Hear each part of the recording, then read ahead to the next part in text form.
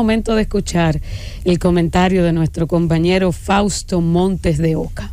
Muy buenas tardes, Iluminada Muñoz. Muy buenas tardes, compañero de la mesa, Francia, amigos que nos escuchan desde la Z101 en este día no laboral en la República Dominicana, pero que desde la Z siempre estamos acompañando al pueblo, haciendo comunicación con responsabilidad social. Bien, es importante resaltar a partir de este nuevo año que se inicia de que los gobiernos, no solo en la República Dominicana, sino a nivel mundial, van a tener un serio desafío con el tema de la inflación. La inflación en el 2023 será algo que los gobiernos tendrán que enfrentar. Y cuando decimos los gobiernos, nos estamos refiriendo también al gobierno de la República Dominicana. Economistas y organismos internacionales como el FMI y el Banco Mundial hablan de la subida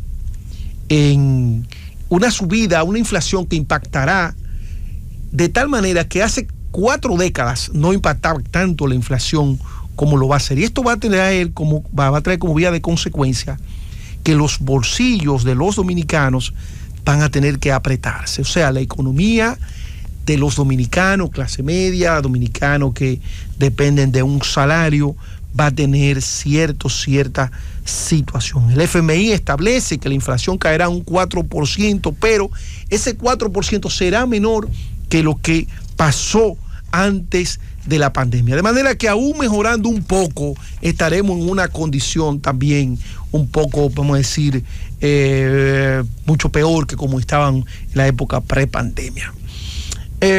Todo esto va a tener una implicancia porque el petróleo, aunque está bajando, todavía está muy alto. Y cuando hablamos del petróleo, estamos hablando de una variable que implica en todos los rubros, vamos a decir, de la economía. De manera que la economía tendrá una desaceleración. Esa desaceleración regularmente no tendrá el mismo impacto en un país que otro. Por ejemplo, el ingeniero de acá, compañero de la mesa, Héctor Rodríguez Pimentel, habla con mucha certeza y dice, bueno, en la República Dominicana la mayor cantidad de rubros que se consume el pueblo son rubros que se producen, o sea que no hay que exportarlo. Entonces, en esa medida, el gobierno, si toma la precaución a partir de enero, comienza a visualizar esos alimentos que consume, la canasta básica que consume el pueblo y comienza a sembrarlo de ahora, probablemente los impactos de la inflación que se lo seguirá generando elementos como el tema de la COVID, porque aunque ha temperado el tema de la pandemia, lo cierto es que los efectos ahora es que comienzan a verse. El tema de la guerra a Ucrania, que afecta a Europa y afecta también el tema de los alimentos. Recordemos que Ucrania es el país, es el granero de toda Europa donde se produce la mayor cantidad de cereales, y Rusia es un gran proveedor de energías. Una noticia importante para el tema del petróleo del alza del petróleo es que en la República Dominicana ya la matriz energética es de un 50% de energías renovables. Es una noticia importante porque, como bien sabemos, cada vez que sube el petróleo impacta las finanzas públicas. De manera que este año la inflación seguirá siendo un toro bravo al cual el presidente de la República tendrá que ponerle atención, y la manera de ponerle atención es disciplinando el gasto, desarrollando, sembrando o propiciando que el Banco Agrícola otorgue préstamo para que se siembre comida en los campos de la República Dominicana, para así abaratar un poco los efectos que pudiese tener el tema de los efectos de la inflación que se está dando a nivel mundial por elementos que no se originan acá. Siempre hemos dicho que la economía dominicana depende de 3 rubros, y son 3 rubros que están íntimamente implicados en el tema de los países desarrollados. ¿Por qué? Porque el que viene de viaje de turismo es la persona que tiene recursos. Usted nunca va a ver al pobre haciendo turismo fuera de su país. El tema de la remesa está relacionado con los empleos que tienen los dominicanos en playas extranjeras, y de esa manera con los que reciben, entonces envían parte de lo que ganan en esos países y lo envían a sus familiares. Y el tema de la zona franca que producen bienes viene de vestirse, entre otras actividades. Y todas esas actividades tienen que ver básicamente del desarrollo de esos países, tanto en Norteamérica como en Europa y China. Y China tiene también el tema de la COVID, que también está afectando allí el tema de los suministros y todo eso. Sale una información sobre la Universidad Autónoma de Santo Domingo, brevemente, y me quiero referir. Dice que la Universidad Autónoma de Santo Domingo otorga título de una universidad extranjera sin acreditación.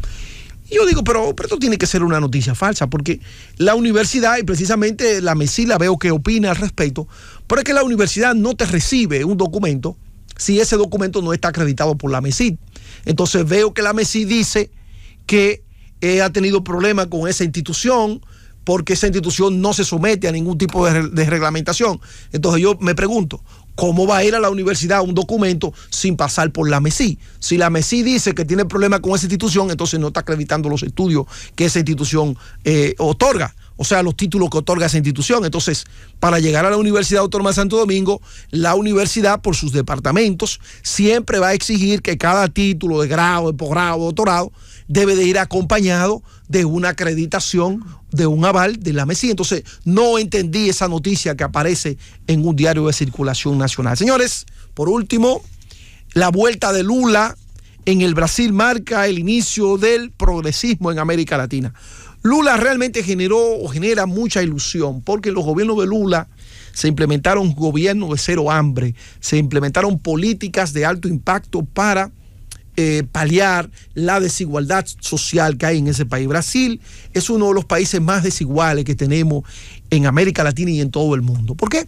Porque Brasil tiene una composición étnica de negros, indígenas, autóctonos y también de gente blanca. Y este gobierno, el gobierno de Lula da Silva, fue el que creó las condiciones para que en el Brasil se dieran, vamos a decir, una situación donde la gente tuviese oportunidad de ir a las universidades, de estudiar, de alimentarse. En ese sentido, creó un programa de cero hambre.